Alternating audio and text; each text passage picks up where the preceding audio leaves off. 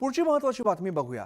गडचिरोली जिल्ह्यामध्ये विकास कामांमध्ये वन विभागाकडून ज्या पद्धतीने अडथळे आणले जात आहेत त्यावरून मुख्यमंत्री देवेंद्र फडणवीस संतप्त झाल्याचं पाहायला मिळालंय। गडचिरोली वन विभागाचा दहशतवाद सहन केला जाणार नाही, यापुढे विकास कामं थांबवली तर मी कारवाई करेन अशा शब्दांमध्ये मुख्यमंत्र्यांनी वन विभागाला इशारा दिलेला आहे। गडचिरोलीत मुख्यमंत्री देवेंद्र फडणवीस यांनी काल रात्री उशिरापर्यंत तब्बल 4 तासांची विशेष आढावा बैठक घेतली।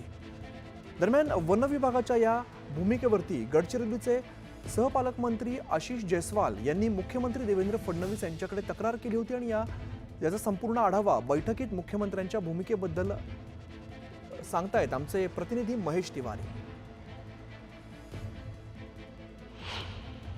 काल माननीय मुख्यमंत्री महोदय यांना तक्रार दिली। वन मंत्र्यांसोबत सर्व अधिकाऱ्यांच्या उपस्थितीत बैठक घेतली। वन सचिव देखील त्या ठिकाणी होते आणि या प्रकरणी तात्काळ कठोर कारवाई करण्याची विनंती मी केली। माननीय मुख्यमंत्र्यांनी महोदयांनी देखील तसे निर्देश दिलेले आहे।